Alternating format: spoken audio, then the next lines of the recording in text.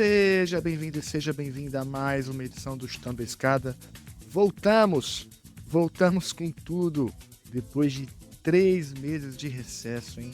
Olha só, eu precisava muito desse recesso.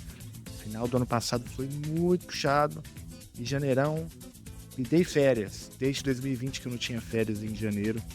Curti as crianças, brinquei com o menino, rolei na grama, viajei com a molecada. Olha, fiz tudo isso e recomendo. E de lá pra cá o mundo mudou, né? Donald Trump assumiu, já fez inúmeras barbaridades, o mundo piorou significativamente desde o último episódio do Chutando a Escada até hoje. E a gente juntas, vamos falar sobre o que está acontecendo no mundo durante mais uma temporada, durante 2025. Será que a gente chega até o final? E olha, quem permitiu que o Chutando a Escada pudesse entrar nesse recesso longo, interminável, foi o grupo de apoiadores e apoiadoras do Chutando a Escada. Valeu, pessoal, vocês continuaram ali ajudando, mesmo sem episódio no feed. E isso não tem preço, vocês são demais! E aproveito aqui para te pedir para ser um apoiador, uma apoiadora do Chutando a Escada, claro, se você puder. Para isso é muito simples, basta entrar em www.chutandoaescada.com.br/apoio. Lá você vai encontrar várias formas de ajudar. Muito obrigado quem já apoia. E se você se tornar um apoiador ou uma apoiadora, você pode entrar no grupo de WhatsApp mais maneiro do Brasil. É só se tornar um apoiador, mandar um e-mail para perguntas@chutandoaescada.com.br que a gente coloca lá, valeu? Segundou com o Chutando a Escada. Hoje é dia 10 de fevereiro de 2025. O dia em que Donald Trump anunciou taxa sobre o aço brasileiro. E a frase da semana passada foi: eu amo Donald Trump tanto quanto um homem heterossexual pode amar outro homem. Quem disse isso? Ah, foi o maior heterossexual branco já existente na face da Terra. Elon Musk. Por falar em fim de mundo, o relógio do juízo final mudou, vocês viram isso? Pela primeira vez, o relógio do juízo final marcou 89 segundos para meia-noite, o menor tempo já registrado na história. Por que será, hein? Olha, e para falar sobre essa bagunça, eu não tô aqui sozinho, tô aqui com um grande amigo, Caio Bugiato. Bom dia, boa tarde, boa noite. Aqui quem fala é Caio Bugiato, da Universidade Federal Rural do Rio de Janeiro e também do pós-graduação em Relações Internacionais da UFABC e coordenador do grupo de pesquisa coletivo de estudos marxistas sobre o internacional. E nesse episódio, o Caio fala sobre um livro recém-lançado chamado Marx e Engels, Analistas de Relações Internacionais. O livro resgata e sistematiza as contribuições desses dois pensadores para o entendimento das dinâmicas internacionais. O Caio também fala sobre a trajetória do marxismo no campo das relações internacionais, o ocultamento, das contribuições marxistas pelo mainstream acadêmico, como conceitos como imperialismo, revolução, dependência, conceitos que já estavam inclusive presentes na obra do Marx e do Engels. O Caio também discute a polêmica em torno do suposto orientalismo de Marx, a relevância do pensamento marxista para compreender fenômenos contemporâneos, dá ali uma agenda de pesquisa para alunos e alunas que estão interessados em fazer temas contemporâneos a partir das contribuições teóricas e metodológicas do marxismo. Enfim, o Caio compartilha dicas para quem quer pesquisar relações internacionais a partir do marxismo e também reflete sobre a importância desse referencial teórico para entender a crise sistêmica, da política internacional. Muito bom. Caio, olha só, cara, obrigado por topar vir aqui de novo. Estou muito feliz. Obrigado mesmo. Eu que agradeço, Felipe. É sempre um prazer conversar com você, um grande amigo de longa data, um papo sempre tão bom, né? E voltando, ao Chutando a Escada, a gente já fez um sobre marxismo cultural, né? Uhum. Muito bom, na época em que esse tema estava em voga, o bolsonarismo, né? Um ataque aí às instituições, ao próprio marxismo, né? Como peculiar desse tipo de fascismo, né? Mas isso é uma outra história. Vamos que vamos. Mas sabe que esse é um dos episódios mais escutados do Chutando a Escada até hoje. Esse do marxismo cultural. E olha só, Hoje eu te recebo aqui para falar de livro, né, cara? O Caio Bugiato, ele é o organizador de mais um livro, dessa vez agora o Marx Engels, Analistas de Relações Internacionais. A gente vai falar sobre o livro já já. Mas antes, roda a vinheta aí, editor. A escada é uma construção que serve para fazer um deslocamento vertical. Nem sempre é assim, mas tem um jeito de facilitar tudo isso. Elevador? Não.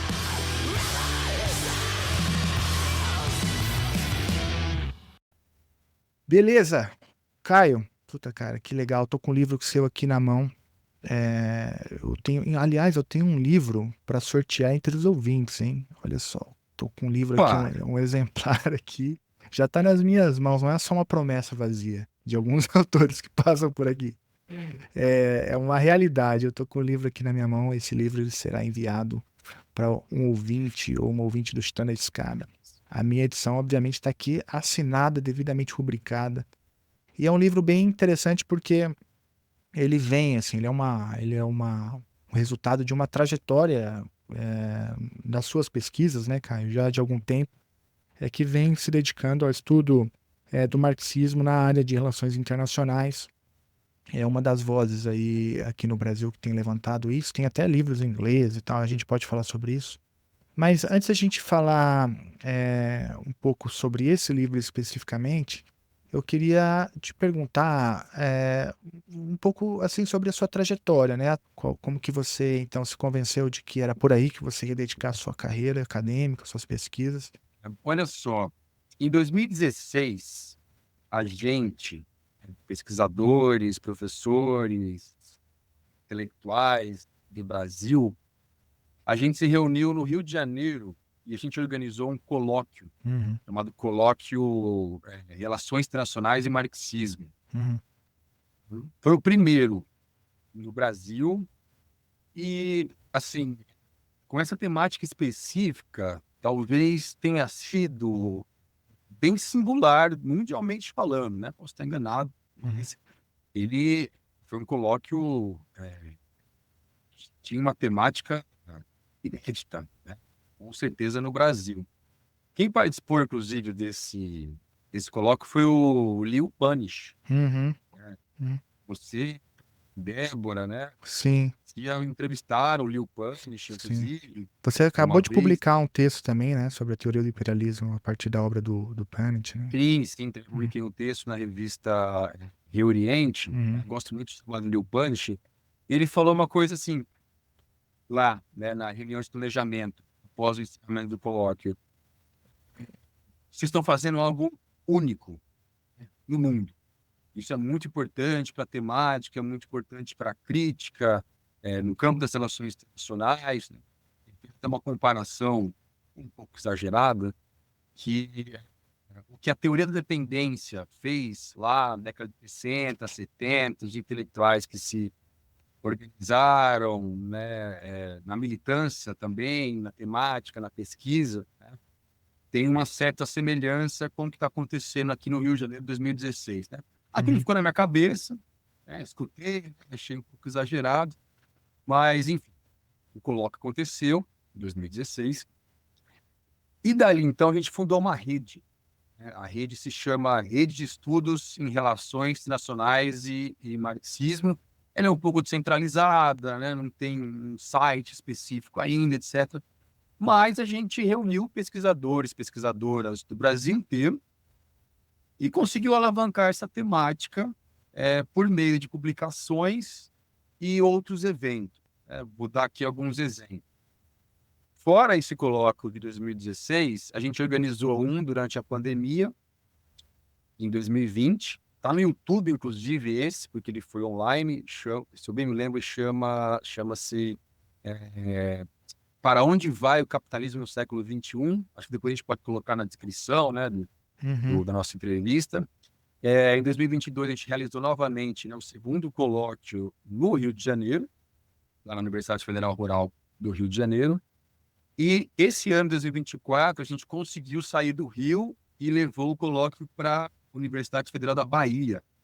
O professor Daniel Aragão tomou a frente aí da organização e fomos todos para Salvador, fizemos um excelente trabalho, um excelente colóquio, discussões, né, contatos, né?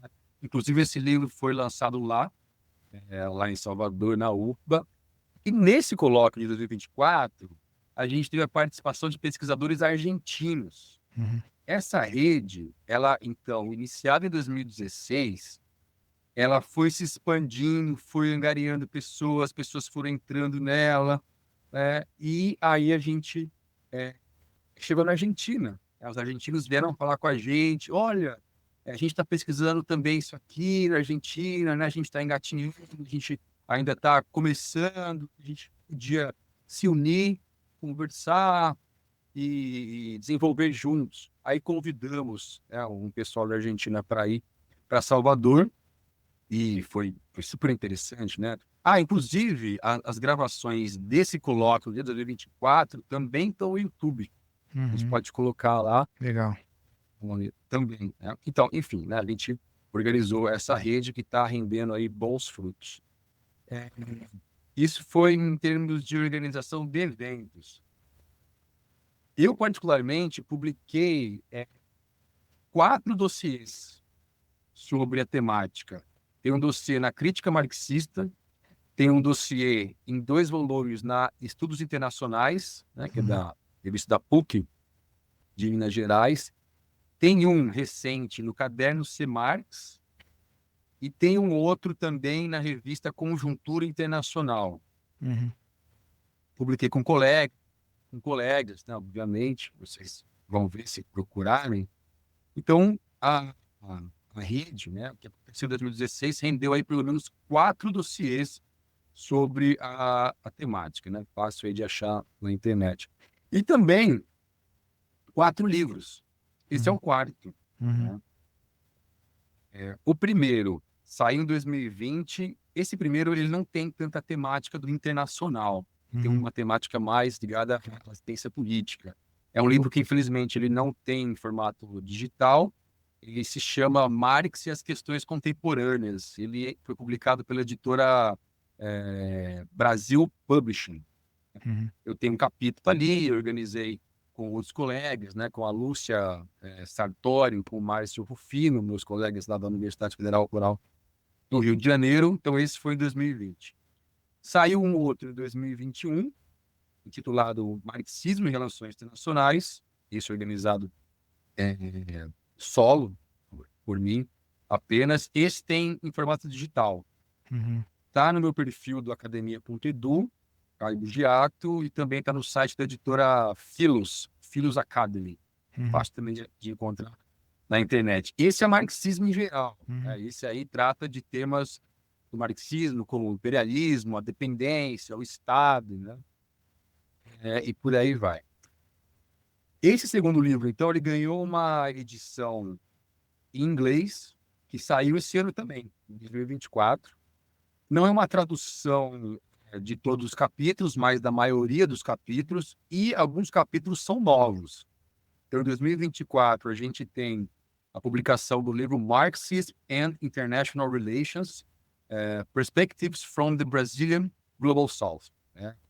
Então, a gente deu um caráter de brasilidade para o livro, para dizer que tem publicação não, tem uma produção dessa temática no sul global, Brasil, e então foi publicado pela editora Brill, que é uma editora holandesa, mas que tem uma distribuição muito farta aí pela Europa, pelos Estados Unidos. Então, a temática chegou, digamos, aí no que é chamado hoje de norte global, né? Os países centrais do capitalismo. E aí temos o 4º livro, que é esse aqui que está em pauta, né? Marxismo, aliás, Marx e Engels, analistas de relações internacionais. Uma breve história desse livro em específico, como que ele surgiu. Então, nessa conjuntura aí de fundar a RIMA, né, a Rede de Estudos em Relações Internacionais e Marxismo, eu tinha muita preocupação de voltar aos fundadores, né, voltar ao Marx e Engels. Sempre fiquei muito incomodado com com discussões acadêmicas, textos que diziam, Marx e Engels não tem nada a dizer sobre relações internacionais. Eu falei, poxa, estranho, né, cara? Eles têm produções, né, ou reflexões na sociologia, na economia, na história, na linguística, e nada, né, sobre política internacional, nada, né? Fui investigar. Fundei em 2020 coletivo de estudos marxistas sobre o internacional, sediado, então, lá onde eu trabalho, na Rural, do Rio de Janeiro, e convoquei alunos e alunas para formar esse grupo de pesquisa. Esse grupo de pesquisa está no 3º ciclo de leituras. O primeiro foi sobre, exatamente, textos de Marx e Engels em que eles tratam de relações internacionais. O segundo foi sobre o Capital, e o terceiro, que está acontecendo agora, é sobre a obra do Nikos Poulantzas, né, o marxista importante do século XX, da segunda metade do século XX. Esse primeiro ciclo, como ele foi na pandemia, eu tive a ideia de fazer um curso online. Esse curso online é sobre as temáticas que aparecem no livro.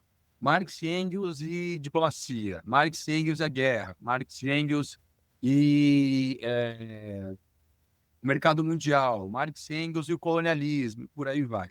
Esse curso também está no YouTube. A gente também pode colocar na descrição depois. E esse curso, então, oriundo do grupo de pesquisa, ele vai se transformar no livro. Eu chamei os professores que deram as aulas para escrever os capítulos e outros professores também que eu já conhecia, de congressos aí, da vida acadêmica, que tratavam da temática Marx e Engels e relações internacionais, e produzi o livro. Mandei a proposta para a editora Enunciado, via um colega, né, que merece ser muito mencionado, porque ele está no trabalho também nesse sentido, Marx, Engels, marxismo, mas na ciência política, que é o Danilo Martuscelli, seu colega aí. Sim, né, colega agora da UFSC. E o Rafael, da editora Enunciado, colheu a proposta e fez o livro. Então, ele é fruto desse grande processo, né, vamos chamar assim, que começa lá em 2016.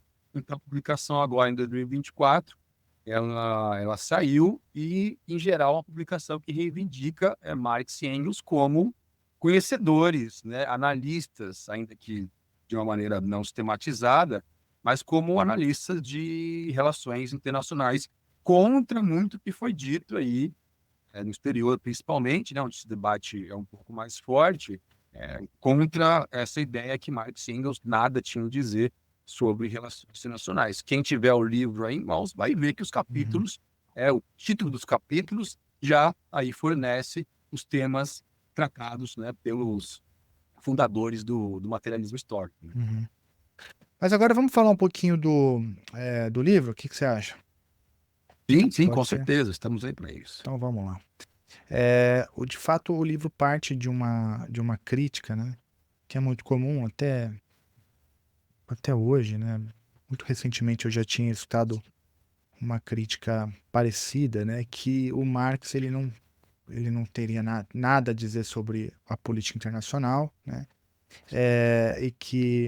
e portanto isso ajudaria a entender um pouco a ausência do Marx no debate de relações internacionais, né, que é marcado aí principalmente pelo debate estadunidense, né, marcado ali pelo realismo, pelo liberalismo. A pergunta que eu queria te fazer, o livro justamente ele é inteiro para poder rebater essa crítica, né? Mas eu queria que você contasse um pouquinho, assim, em geral, por que essa afirmação ela é um equívoco completo, né? E, se me permite desdobrar essa pergunta em uma outra, é porque há um certo ocultamento do debate marxista naquilo que a gente chama de mainstream da área, né, do campo de relações internacionais. Na introdução do livro de 2021, Marxismo e Relações Internacionais, e também na apresentação do livro em inglês, Marxism and International Relations, eu faço um pouco essa discussão, breve, bem breve, retomando um autor que eu gosto bastante, um holandês chamado Kees van der Tel. Sim. E o Van der Pel fala o seguinte: a disciplina de RI, ela nasce já ocultando a teoria e a análise do materialismo histórico, né, que trata de luta de classes e acumulação de capital. Então, aquele chamado, né, primeiro debate, toda a história que a gente conhece, né, o nascimento, o campo das nacionais, ele já nasce em oposição ao debate que acontecia na época, muito rico e famoso para quem estuda essa temática, que é o debate do imperialismo. Né? Então, enquanto você tem, eu também tenho artigos sobre isso, né? Falo um pouco sobre o imperialismo em alguns artigos que estão lá no Academia do Edu, no meu perfil, lá tem tudo praticamente sobre as minhas pesquisas. É um debate muito rico, está envolvendo ali autores assim, ultra renomados, pelo menos do interior do marxismo, né, que é o Karl Kautsky, que é a Rosa Luxemburgo, que é o próprio Trotsky, que também tem uma contribuição, Lenin, entre outros. Esse debate ele já está acontecendo ali às vésperas da Primeira Guerra Mundial, um debate que está sendo feito por intelectuais e militantes, vendo que a coisa vai explodir, que o que o Hobsbawm chama ali, né, a guerra, ou melhor, as potências imperialistas disputando, né, riqueza e poder, né, os caras estão vendo que aquilo lá vai explodir. E foi o que aconteceu, gerou a guerra. Né? Então, isso aí tem um debate, né, muito profícuo sobre a guerra, a paz, o imperialismo, as relações internacionais, que quando, principalmente a academia anglo-saxã, vai olhar, né, esse problema da guerra, e tentar entender os caminhos para a paz, etc., ela vai ocultar esse debate. Ou seja, o que o Kees van der Pel está dizendo? Existe uma luta ideológica ali. Existe uma luta que é antimarxista contra a União Soviética, que está sendo formada naquele momento. Se você for pensar, né, em termos de trajetória dependente, então a disciplina ela vai seguir um caminho, que é o que a gente chama de mainstream, que é muito avesso às concepções que estão nesse livro, né, nos livros organizados por mim, nas pesquisas que eu tenho fazendo. E ela vai angariar aí mentes e corações no mundo da ficção, a Europa, Estados Unidos, a periferia também, que vão olhar as relações internacionais da maneira que o mainstream faz, da maneira que está calcado no realismo, em teorias que, na minha avaliação, tem um pouco a ver com a periferia, né? As condições dos países do sul global, os países dependentes, né? A política externa praticada nesses países. Enfim, então, para responder essa indagação, esse ocultamento ele acompanhou a disciplina ao longo do tempo, desde a sua formação. Ele foi reforçado no pós-guerra, em 45, quando os cursos de RI vão tomar um corpo, né, mais institucional nos Estados Unidos, ou seja, a grande potência que rivalizava com a União Soviética, ela tem uma formação de cursos de RI, então essa formação ela está em oposição, vai de encontro à União Soviética, que tem uma formação, digamos assim, filosófica, fundamentada no marxismo e no materialismo histórico. Então, no pós-guerra, 45 para frente, as coisas vão piorando, porque a institucionalização dos cursos vai pelo caminho que a gente conhece, né? O caminho que é esse mainstream, inclusive depois as próprias teorias da dependência, que vão ter uma significância maior já no século XXI, né? Acho que esse pessoal que a gente conhece, né, Felipe, pessoal mais crítico da RI, retoma um pouco isso de maneira direta ou indireta, né? Trabalha com a dependência e agora vem essas questões aí que a RIMA traz das relações internacionais. Tem uma coisa que eu esqueci de falar. Antes mesmo dessa formação do campo, lá por volta da Primeira Guerra Mundial, tem uma questão importante ali, né? Do ocultamento, como você citou. O marxismo ele é uma teoria, praxis, como gostam de dizer, né? a teoria e a prática em conjunto, que ela não está na academia. O Marx não foi um acadêmico. O Marx tentou, mas por questões políticas, né, ele não se inseriu na academia prussiana. Então, o debate que ele faz é um debate não acadêmico, do sentido de que ele está fora da academia, mas obviamente que ele tem uma relevância, né, para a pesquisa científica gigantesca. Então, ele é um debate que está no movimento operário europeu, principalmente. Olha só, ele é oriundo da filosofia hegeliana, que é ali na época da Prússia, quase que uma filosofia do Estado, filosofia oficial do Estado. O Marx bebe muito da fonte do Hegel e vai levar com concepções novas as suas ações, questionamentos, desenvolvimentos teóricos e análises concretas para o movimento operário, para o movimento socialista, comunista europeu. Os debates que ele trata, por exemplo, na Internacional, são debates não acadêmicos. Ou seja, quando o campo de RI é fundado, vamos colocar aí, né, o pessoal coloca, né, a cátedra do Wilson, de Gales, né, o pessoal coloca muito esse marco. Isso já está aí em pleno vigor há tempos, mas ele está no movimento operário, ele está na discussão prática, na discussão da Comuna de Paris, na discussão da Internacional, né, da Revolução Russa. Então, esse caráter, digamos, não acadêmico dele vai prejudicar e contribuir para essa ocultação, né? Bom, o livro agora, né, as suas duas perguntas, né, e uma, eu respondi essa segunda da ocultação, a primeira. Então, o livro, ele vai de encontro à ideia que eles não teriam nada a dizer sobre relações internacionais, pegando, então, na própria obra de Marx e Engels, o que eles têm a dizer sobre relações internacionais. Eu não vou falar de capítulo a capítulo, obviamente, né?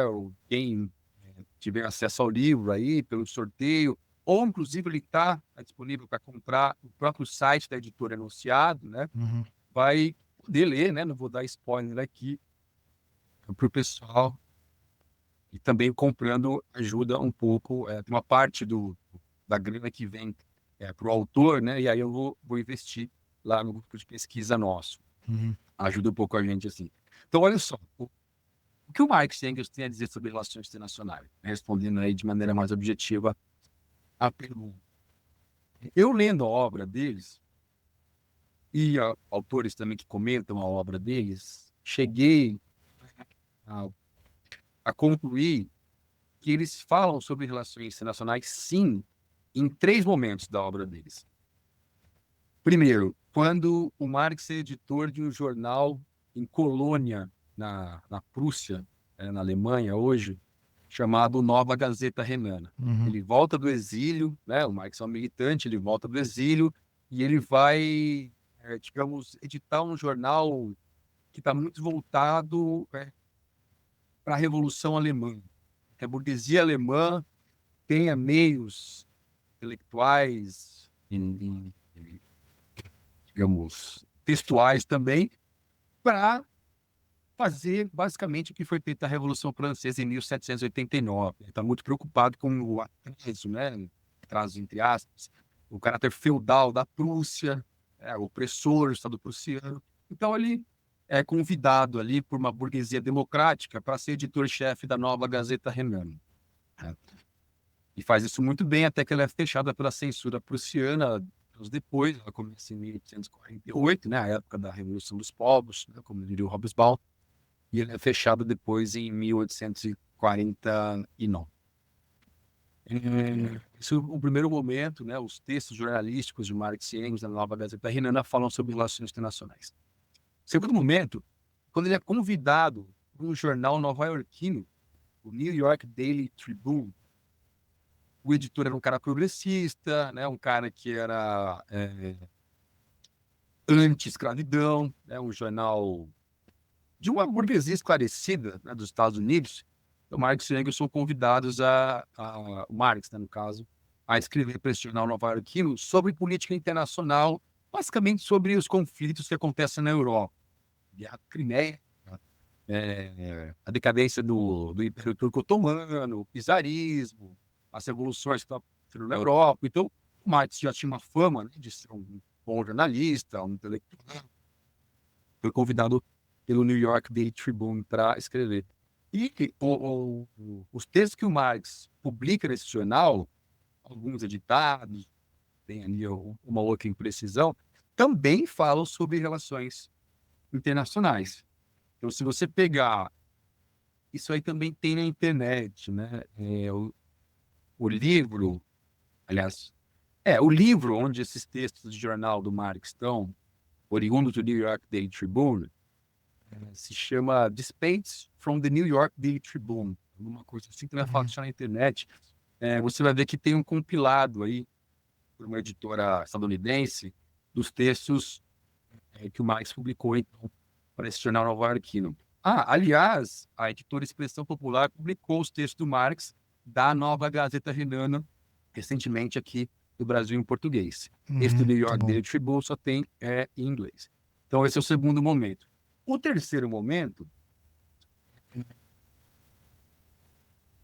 quando o Marx escreve os documentos da Associação Internacional dos Trabalhadores, a famosa AIT ou Primeira Internacional. Então, o Marx ali escreve sobre o chamado internacionalismo proletário, a união dos trabalhadores, dos povos, aquilo que ele fala no Manifesto Comunista, né, proletariado, todo mundo unidos, né? Então, ele está muito focado ali nessa perspectiva do internacionalismo, principalmente quando da Guerra Franco-Prussiana, que gerou a Comuna de Paris, que foi a primeira experiência socialista da história. Então, você tem esses três momentos.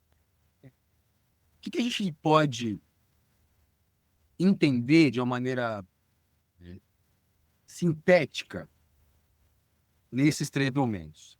É o que o Hal Draper, um autor também estadunidense, que publicou uma série de 5 livros sobre a obra do Marx, chama de binômio guerra e revolução. O que o Marx está dizendo? O que perpassa ali esses três momentos? Seguinte, as potências capitalistas ou pré-capitalistas estão numa disputa geopolítica de poder e de riqueza, e eles geram uma instabilidade social muito grande na Europa. Essa instabilidade, ela favorece os povos, os trabalhadores, a estalos revolucionários. Então, ele está dizendo, assim, em muitos momentos, que a guerra, ela poderia gerar uma revolução. Esse embate entre as potências gera uma série de instabilidades entre as classes dominantes dos países centrais da Europa. Ele elenca lá aquela pentarquia, né? A Inglaterra, a França, a Prússia, a Áustria-Hungria, a Prússia, a Áustria-Hungria, a Rússia. A Rússia. Esses 5 grandes, eles estão ali numa disputa de poder e de riqueza. A Rússia tentando tomar o Império Otomano, tentando influir, né, na diplomacia alemã, a Inglaterra dona do mundo, também tentando fazer interferência na Europa para estabilizar a Europa, porque é muito ruim para ela ter revolução, é ruim para o mercado mundial que ela controla, etc. Então, está dizendo assim, existe essa conjuntura instável de tensão que é geradora de guerra. O que essa guerra vai gerar? Organização dos trabalhadores para, justamente, enquanto essa classe dominante, né, dos países centrais estiver dividida, é possível fazer a revolução. Uma revolução que teria um caráter nos países pré-capitalistas de revoluções burguesas, nos países já capitalistas, né, na verdade, o único pleno é a Inglaterra, uma revolução socialista com movimento cartista. Então, a guerra proporcionaria estalos revolucionários. Ela criaria tensão. E por isso que os países centrais estão sempre preocupados com a revolução. Então, eles não chegam ao acerto de contas final que é uma guerra total na Europa, se vão chegar depois de 1914, porque os seus dirigentes, seus governantes, suas classes dominantes, eles sabem que isso é potencialmente revolucionário. Por isso que quando eles escrevem sobre a Guerra da Crimeia, eles dizem, o Engels diz, essa é a guerra mais bizarra do mundo, porque eles não estão se confrontando. A França, a Inglaterra e o Império Turco Otomano de um lado contra o czarismo russo. O que eles estão fazendo ali? Eles estão fazendo um teatro. As tropas estão estacionadas. Não tem confronto, porque eles sabem que se esse confronto estourar, se esse confronto for generalizado, a potencialidade do internacionalismo proletário, da Organização dos Trabalhadores, de gerar revoluções, como foi em 1848, pode transformar a Europa. E eles não querem isso, né? As classes dominantes europeias não querem transformar a Europa. Muitos deles, né, os absolutistas, são restauracionistas. O Congresso de Viena de 1815 é para restaurar a ordem que foi interrompida pelo Napoleão Bonaparte. Então, quando ele escreve, né, o Marx escreve sobre a Internacional, eles estão dizendo nesse mesmo sentido, mais da perspectiva do internacionalismo proletário, que a gente tem que se organizar, porque essa tensão que as grandes potências criam, ela é revolucionária. E como eles são intelectuais e homens da ação, Marx deixou de ser um homem de ação, Engels também, né? Mas eles provocavam a ação, eles estavam no debate, né? Não que eles estavam na trincheira, mas provocavam o debate, estavam no debate do movimento operário. Eles veem esse binômio, né, guerra e revolução, como, então, ele é potencialmente revolucionário. Talvez a passagem mais clara disso que eu estou falando é no livro muito famoso do Marx, que é A Guerra Civil na França, que é sobre a Comuna de Paris. O Marx está indignado nesse livro que, veja só, o exército derrotado da França e o exército vitorioso da Prússia, eles se juntaram, ele sugere, isso nunca aconteceu na história da humanidade. O exército derrotado, ele se alia ao seu algoz, ele se alia ao exército vitorioso prussiano, para quê? Para esmagar a Comuna de Paris. Ele fala, a frase é mais ou menos assim, agora as vestimentas nacionais caíram, as classes dominantes são todas uma só contra o proletariado. Ali nesse livro, que são também ali, é um livro que é oriundo dos documentos da Associação Internacional dos Trabalhadores, ele está utilizando esse binômio da guerra e da revolução, aí ele está indignado que, olha só, as classes dominantes se juntam para combater a revolução, combater o proletariado da Comuna de Paris. Fantástico ali. Traz questões aí das relações internacionais também. Acho que uma coisa importante a dizer é que nesses 3 momentos, que são mais explícitos sobre relações internacionais, em algumas passagens também das chamadas obras históricas do Marx, esse próprio livro aí, a Guerra Civil na França, outros 2, né, a luta de classes na França e o 18 de Brumário de Luiz Bonaparte, esses 2 últimos que são sobre o processo francês, que vai de 1848 a 1852, quando Napoleão III se torna imperador, e o Marx analisa isso ali de perto, né, com muita perspicácia, muita cuidado ali. Essas obras históricas, elas também tratam, ainda que de uma maneira lateral, de relações internacionais. Então, eles tratam disso de uma maneira, assim, muito fluida entre aquilo que o Waltz, né, o Waltz chama de 3 dimensões das relações internacionais, o nacional, o estatal e o internacional. Para eles isso aí não existe, porque são o tempo inteiro essas esferas estão interagindo, os agentes sociais estão interagindo, porque é o czarismo russo interferindo no processo político interno da Alemanha, é o Estado prussiano que tem a sua configuração, é o Estado francês com Bonaparte, é o processo revolucionário que acontece na França. Então, tudo isso está imbricado. Essa separação, essa tridimensional, não existe para eles. Mas eles estão tratando disso que nós hoje chamamos de relações internacionais, na época deles não existia essa digamos, separação, o internacional. Não, para eles ali está tudo misturado.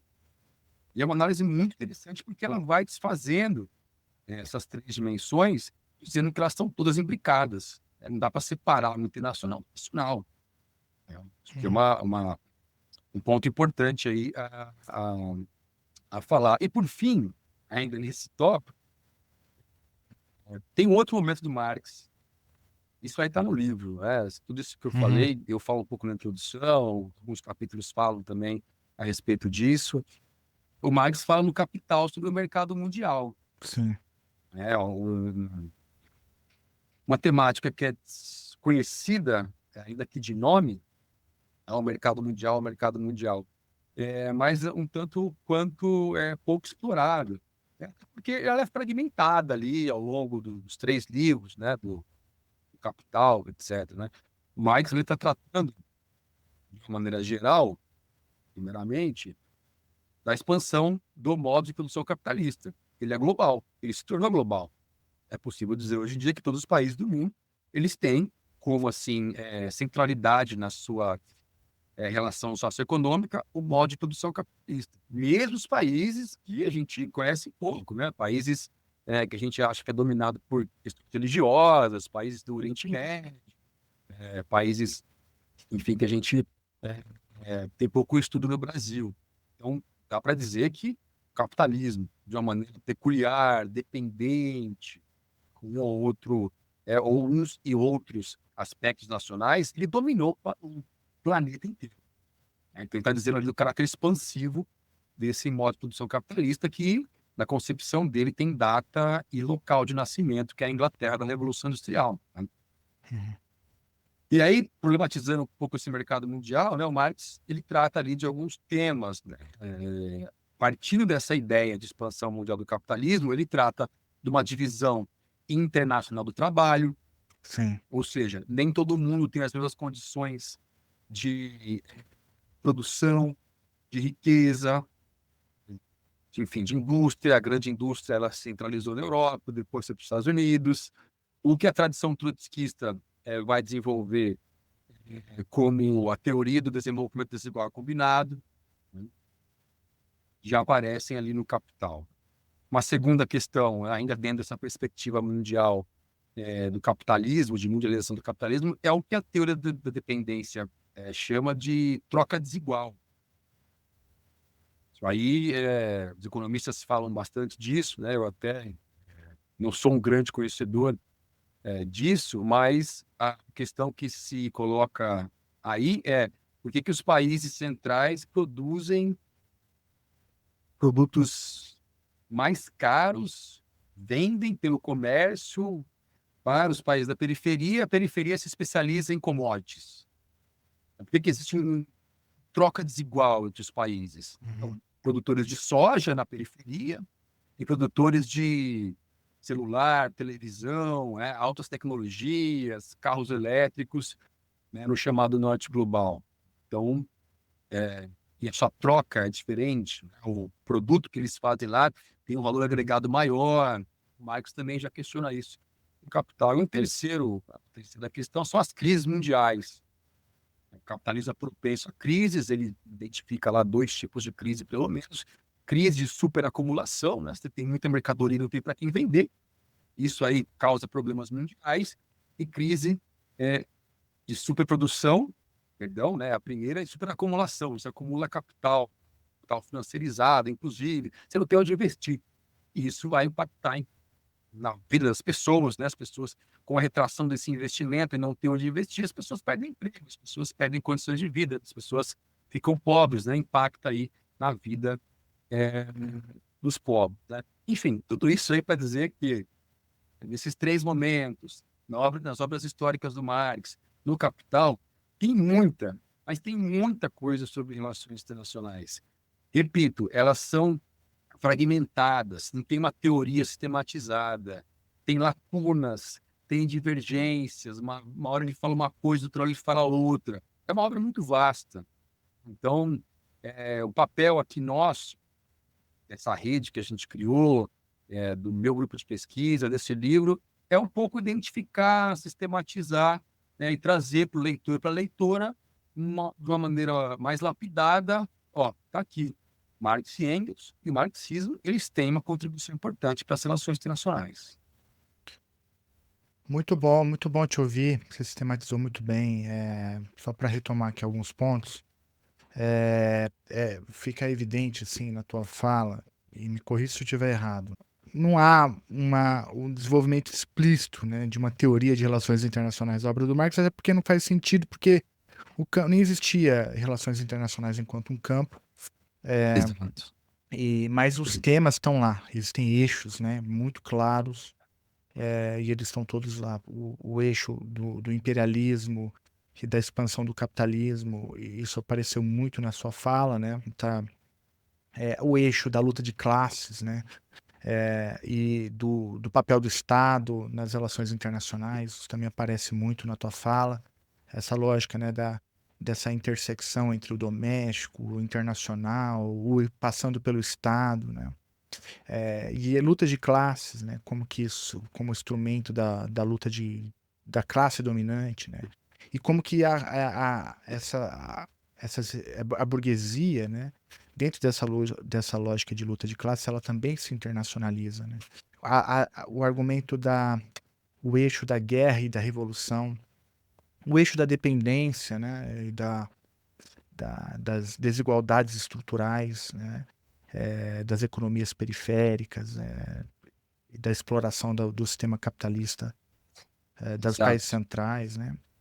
O tema, a palavra não foi usada em nenhum momento, mas está presente, a gente pode chamar assim, grosso modo, né, do problema da globalização, né?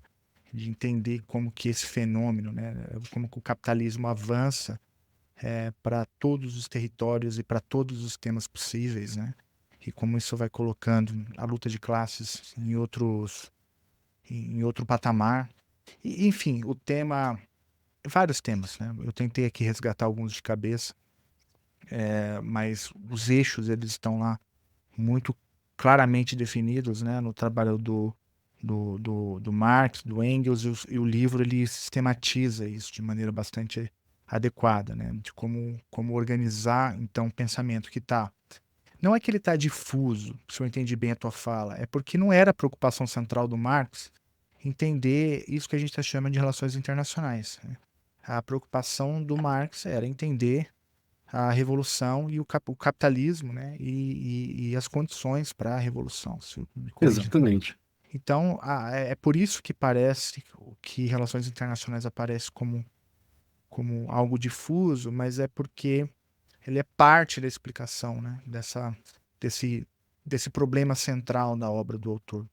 Mas eu entendi direitinho, me corrija aí se eu estiver falando alguma bobagem. Não, é isso mesmo. Eu Uhum. vou até fazer um complemento, que agora você comentando me lembrou de duas outras coisas, né?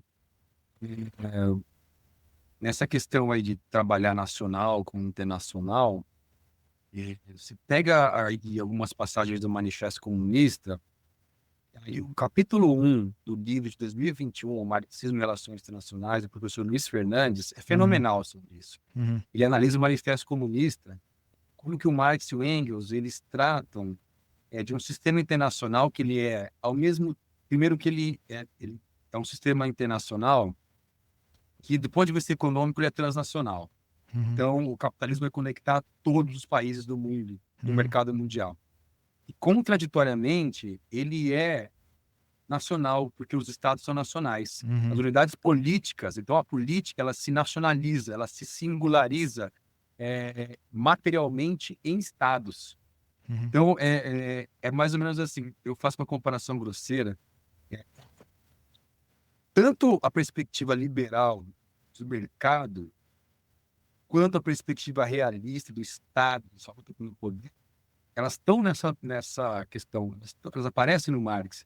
Então ele funde as duas coisas lá em 1848. E o que o professor mostra, Luiz Fernandes, é o quê? Você pode entender isso que eu falei, essa contradição entre um econômico transnacional e o político nacional, como a estrutura do sistema internacional. né? Uhum. Isso já aparece lá em 48, né? Isso é interessante aí, Sim. complemento que eu, que eu quis trazer.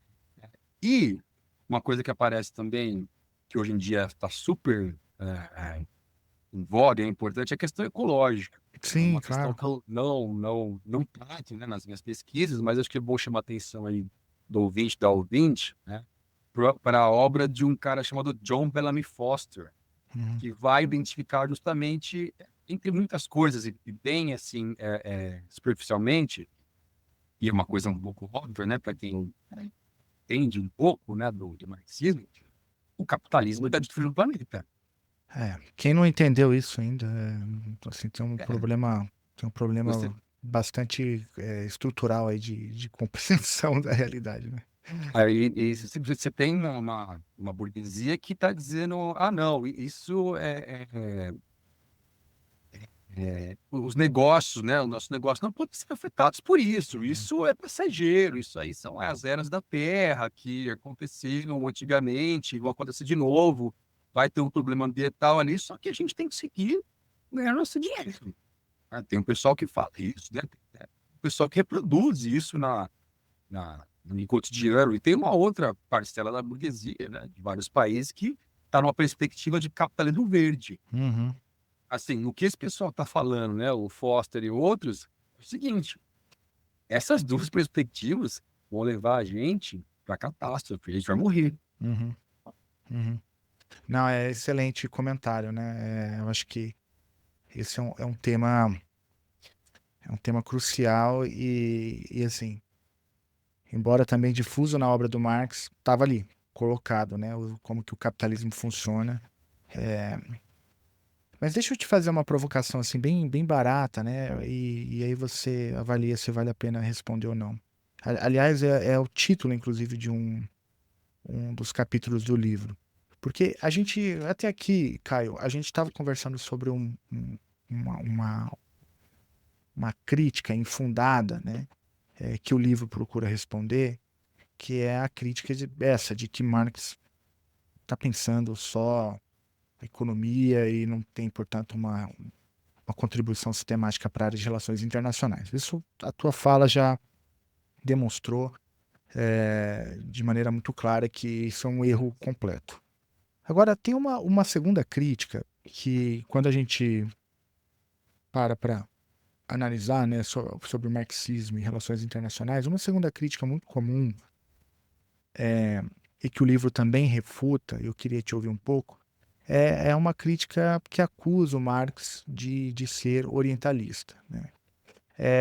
E aqui, só para situar o ouvinte, né, o conceito de orientalismo é aquele conceito do Edward Said, né, que naquela obra clássica de 78, o Orientalismo, vai definir ali, grosso modo, aqui definindo de maneira bem grosseira, o orientalismo como um modo de dominação que retrata, né, o Ocidente como de uma forma assim superior aos demais, né? E uma clara lógica aí do domínio imperialista, que é o que o Said está tentando refutar. E o Marx, quando eu já vi essa crítica algumas vezes, né? Quando se analisa o marxismo sob a luz, né, sob a ótica das relações internacionais, alguns críticos dizem justamente isso, que o Marx ele teria escorregado ali nessa casca de banana do orientalismo, né? Ao não, por exemplo, criticar abertamente o colonialismo, né? Isso aparece em alguns textos do Marx, principalmente falando sobre o colonialismo britânico na Índia, né? O livro tem um capítulo sobre isso, né? E eu queria te ouvir rapidinho, assim, o que que você acha sobre isso? É claro que para se aprofundar no tema, o leitor precisaria comprar o livro, precisaria ler o capítulo do Gabriel Pietro Siracusa, né, que no livro que se aprofunda no tema, mas eu acho que essa é uma segunda crítica importante, né, Caio? Daí é a minha provocação. Sim, esse tema sempre aparece, é importante. Eu fiz questão de convidar o Gabriel, que tem uma dissertação de mestrado sobre isso, em que ele refuta, né, essa ideia E aí, como você bem mencionou, o capítulo dele está aí, para ser lido. Eu vou tentar fazer aqui uma argumentação semelhante à do Gabriel para responder a provocação, né? É, é, eu vou começar, vou ser breve, tá? Resgatando um pensamento do Lenin, que ele fala o seguinte: o capitalismo é ruim, Uhum. grosso modo, tá? Mas o feudalismo é pior. Então, quando o Marx... acho que tem dois momentos aí, né? Então, primeiro, quando o Marx ele está analisando, e isso, se eu bem me lembro, estão nos escritos sobre do New York Daily Tribune. Sim. Ele faz a correspondência lá para os nova-iorquinos, né? Sobre a colonização britânica na Índia. Ele está dizendo o seguinte: você pode interpretar assim, eu acho que cabe a interpretação que ele está a favor desse colonialismo. Eu acho que, assim, o Marx também é um homem do seu tempo. Claro. Para mim, o maior pensador da humanidade, ele também é homem do seu. Então, nesses escritos, você pode entender que o Marx ele está a favor. A minha interpretação é o seguinte: o Marx está vendo um processo inexorável de expansão do capitalismo e ele vai destruir as formações pré-capitalistas. Eu penso que ele está fazendo ali uma constatação. Uhum.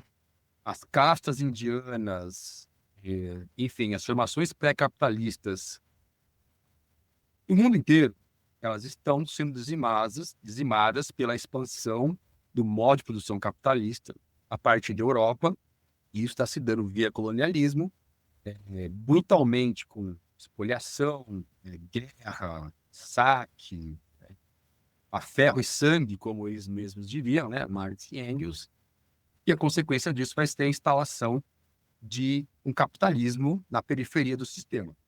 Ele constata isso. Repito, alguns autores interpretam que ele foi orientalista, que ele estava inferiorizando as populações do Oriente e entendendo com um certo glamour, um certo tom de progresso e civilização, sim, o colonialismo britânico. A minha interpretação, repito, é que ele constata a expansão do modo de produção capitalista. Uhum. E aí tem um segundo momento. Esse aí já, para mim, desfaz toda a polêmica. E aí sempre se cita muito a carta que o Marx escreve para Vera Zazulite. A russa, no processo que eles estão na Rússia, Marx mais no fim da vida, né? Acho que na década de 80, se eu bem me lembro, 1880, 70, 80, a Vera escreve para ele, né? Isso também foi publicado recentemente, está num dos livros ali, acho que a Boitempo publicou, como Luta de Classes na Rússia. Uhum. E ali o Marx responde, a Vera pergunta para ele sobre a revolução, sobre a passagem do feudalismo para o capitalismo, para o socialismo, etc., né? E o Marx responde o seguinte: tem uma visão também que o Marx é um evolucionista, então todos os países teriam que passar do estágio pré-capitalista para o capitalismo, para o socialismo, para o comunismo, etc., etc. Ele fala o seguinte: não é isso. É possível você transitar ou você criar outros modos de produção, outras sociedades, de uma maneira singular, de uma maneira sem passar pelo caminho que os europeus fizeram, que a França fez, que a Inglaterra fez, que a Alemanha fez, etc. Então, nesse momento, ele está mais ciente, né, podemos dizer que eu acho que quando ele vai envelhecendo, ele vai amadurecendo também, que superar o capitalismo não depende de um processo linear, que você vai passar do pré-capitalismo para o capitalismo para o socialismo. É possível, por exemplo, como ele falava lá da Comuna Russa, na carta da Vera, que eles podiam transitar de uma condição pré-capitalista por uma condição socialista, dependendo de uma luta política que eles fizessem para desenvolver as forças produtivas e passar por um novo estágio, por um estágio inédito na Rússia, que seria alguma coisa que a gente não conhece, né, que seria algum tipo de socialismo. Não dá para citar a União Soviética, porque o Marx não Não a viu. O que eu quero dizer com isso? Quero dizer que, num segundo momento, quando ele está tratando da, da, da colonização britânica, ele está dizendo que é importante que essa colonização ela chegue até as regiões periféricas se eles conseguirem fazer um processo evolucionário que vai justamente suprimir as condições pré-capitalistas e derrotar esse capitalismo que está entrando via colonialismo britânico para construir uma sociedade nova, mais moderna, com abundância de riqueza para todo mundo. Sim, sinteticamente, num segundo momento, ele está pensando na revolução. O mais, cada vez mais, pensa numa revolução do capitalismo, uma revolução de condições pré-capitalistas para criar sociedades novas. E ele está sempre numa perspectiva de que as pessoas se organizem para isso. Então, o colonialismo britânico ele pode gerar uma organização desses trabalhadores que estão sendo oprimidos pelo colonialismo, população indiana, né, chinesa, oprimida, para então transitar para um novo tipo de sociedade. Então, acho que a questão que se coloca nesse segundo momento é a revolução. Como fazê-la e como superar isso. Né? E aí ele já está um processo que não tem nada de linear, não tem nada de etapismo, mas sim para construir uma sociedade nova. Né? Não sei se respondi muito bem, Não, mas foi. é uma polêmica, sabe? Eu repito, nesse primeiro momento, você pode interpretar como orientalismo, que eu acho a situação, e num segundo momento ele está preocupado, cada vez mais, conforme ele vai envelhecendo, de como fazer a revolução, né? Como criar as condições para a revolução, para superar justamente tanto essa condição pré-capitalista, né? Feudal, em muitos casos, da Índia, como superar o próprio colonialismo britânico. Não, interessante, muito boa resposta. E eu recomendo muito o livro. O livro trata não só dessa crítica, mas de tantas outras, né? E parabéns, viu, pela organização do trabalho. Eu acho que o livro ele, ele cumpre aí ocupa um espaço bastante carente, né?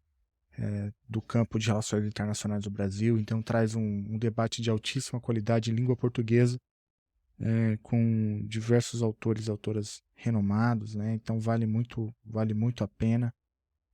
Caio, tem alguma pergunta que eu deveria ter feito e não fiz por absoluta incompetência, cara? Você que é um cara muito competente e sempre né, consegue abarcar aí o todo, né? Você dá conta aí de colocar as principais questões para os seus entrevistados, né? Entrevistadas. Eu, para finalizar, não sei como é que a gente está de tempo, quero falar uma palavrinha sobre, como é que eu posso dizer, sobre pesquisa que pode ser feita com o Ah, marxismo. não, eu queria te ouvir sobre isso, cara. Vai lá, manda ver. E vai um pouco além do livro, né? Olha Uhum, só, o livro é sobre Marx e Engels, só que eles são fundadores de uma tradição, uhum, né, de um campo intelectual, né, campo teórico, né, teoria marxista, que vai para a economia, para a história, para a política, né, agora para as relações internacionais. A política também tem uma história que é mais complicada, né, é um mainstream estadunidense, meio parecido com as relações internacionais, mas enfim, também temos um desenvolvimento bem interessante do marxismo na própria ciência política, né.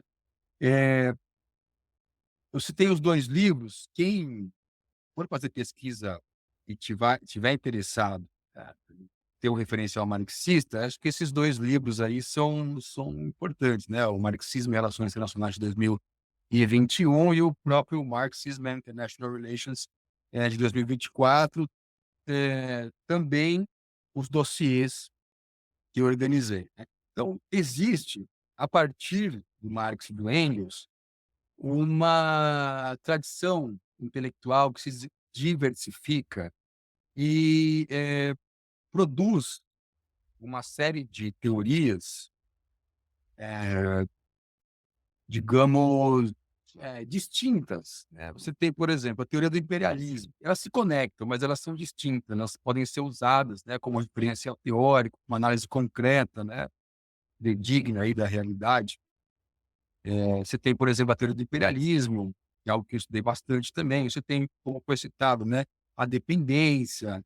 Você tem a própria teoria do Estado, das classes sociais.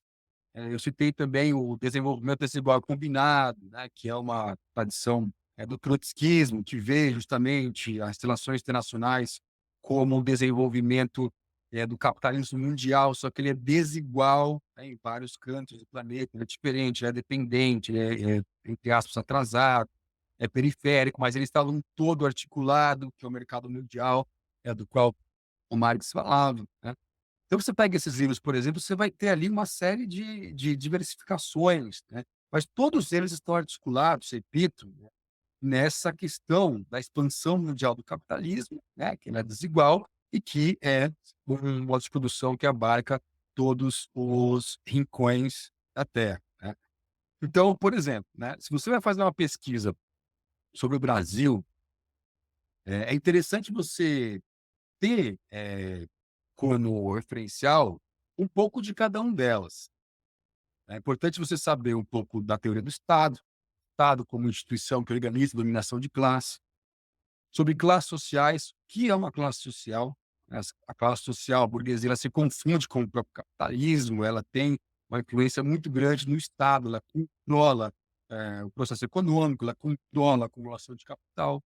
Por outro lado, você tem um povo desprovido dos meios de produção, tem proletariado que fornece força de trabalho em troca de um salário. Então, você tem aí uma noção sobre as classes sociais, né? Você pode entrar em questões mais econômicas, como, por exemplo, a extorsão do sobretrabalho, do mais-valor, etc, né?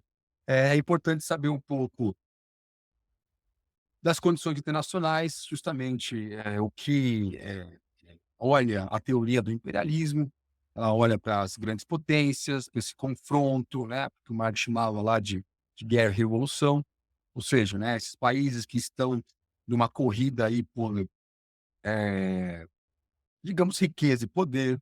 Importante também saber um pouco dessa teoria do desenvolvimento desigual combinado, que você olha, então, o capitalismo dessa maneira desigual, enfim, né, seria importante conhecer um pouco de cada. Você pode trabalhar também com uma delas, né, você vai fazer uma análise sobre as relações Estados Unidos e Venezuela, né, e você vai se dedicar ali a aprender um pouco mais da questão do imperialismo para analisar a relação entre esses dois países, né. Então, o que eu quero chamar a atenção aqui nesse final é dizer que são teorias diversas, que você pode usá-las individualmente, mas que elas se conectam justamente nesse todo que é o processo mundial de acumulação de capital, de expansão do capitalismo, né? Eu citei aí um caso Brasil, né? Eu indiquei aí como fazer uma pesquisa sobre o Brasil. O Brasil é um estado dependente, né? O Brasil é um estado periférico, um estado que sempre esteve, né, pelo menos desde da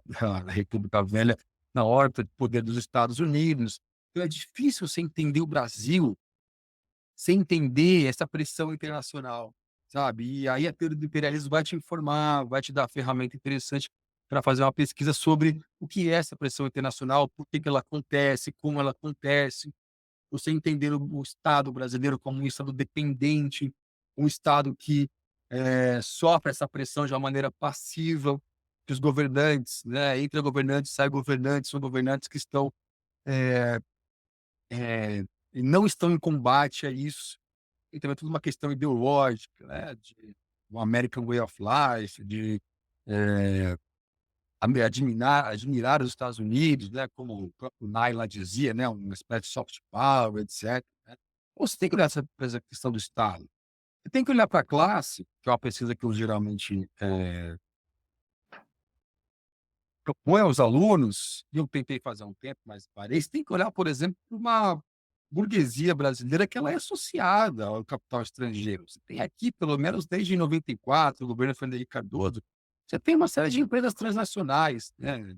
Eu chamo de transnacionais justamente de propósito, em oposição ao multinacional. Não tem a multinacional, a empresa tem pátria, tem um país, Então, as grandes empresas vêm para cá e elas têm condições facilitadas, elas têm eh, um ganho de capital aqui dentro que elas remetem ao exterior, né? Você tem pouca taxação, o João Goulart tentou taxar e caiu lá no golpe de 64, né? Então, acho que é importante olhar, eu estou falando isso de uma maneira superficial, que eu acho que pesquisas têm que ser feitas, tá, nesse sentido. Olhar para essa relação do internacional com o Brasil, olhar esse capital estrangeiro, os seus agentes aqui dentro, né, quem os confronta, quem é a favor deles, tanto como agentes do Estado ou da sociedade civil, de modo a entender o desenvolvimento do capitalismo no Brasil. Por que o Brasil é um país tão vasto? O Brasil tem uma fauna, uma flora incrível, uma gastronomia, um litoral imenso, é metade de um continente. Porra, um país pobre desse jeito. Sabe, eu acho que a explicação para esse desenvolvimento capitalista dependente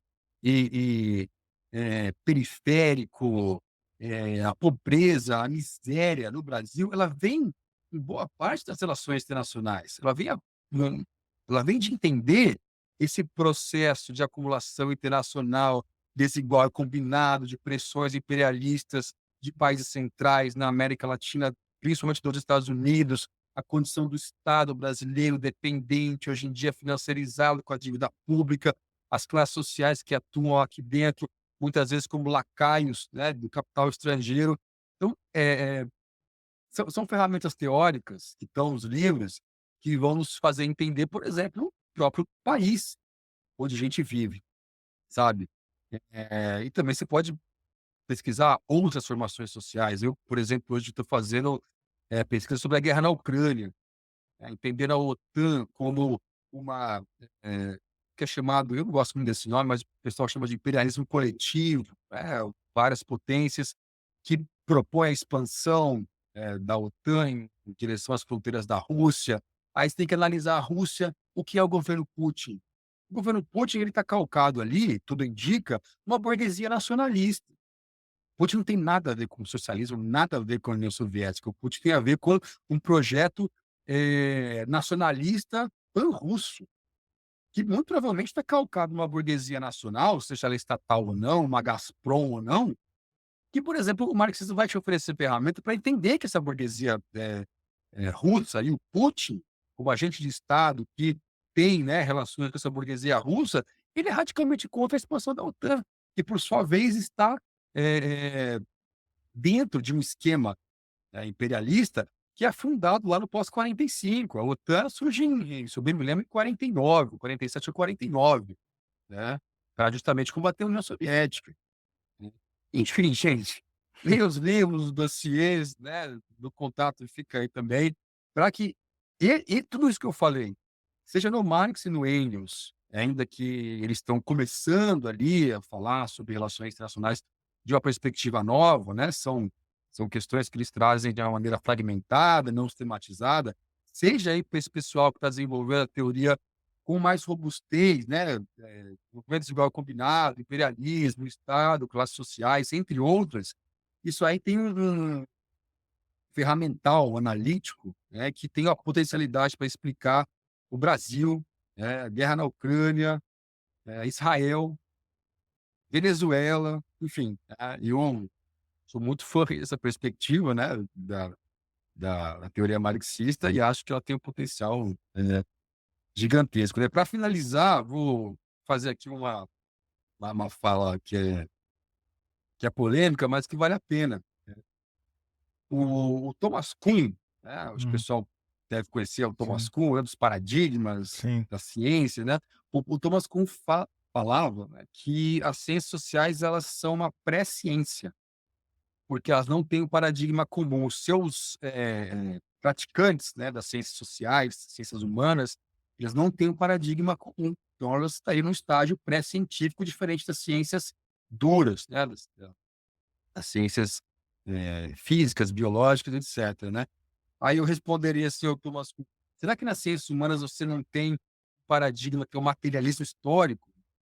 Vários campos dessa ciência não fazem pesquisas materialistas históricas que trazem a história, trazem as forças sociais, as forças produtivas, os agentes sociais para entender fenômenos reais? para entender o Brasil, Israel, Ucrânia, Estados Unidos, Venezuela, né, entre outras coisas.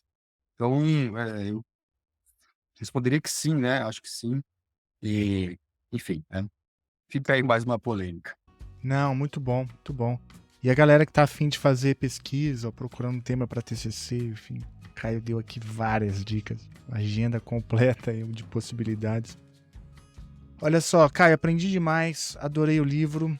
Ouvinte, compre um livro. O livro, a gente vai deixar o link para compra do livro na descrição do episódio. Cara, agradeço ao Tito também por liberar o pai.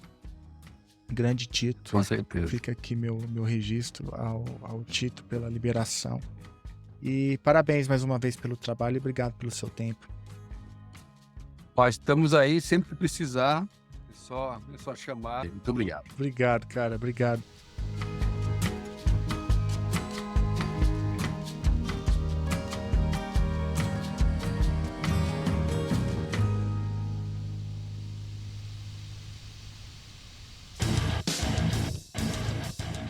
Você acabou de ouvir mais um episódio do Chutando a Escada. Para apoiar, acesse chutandoaescada.com.br/apoio.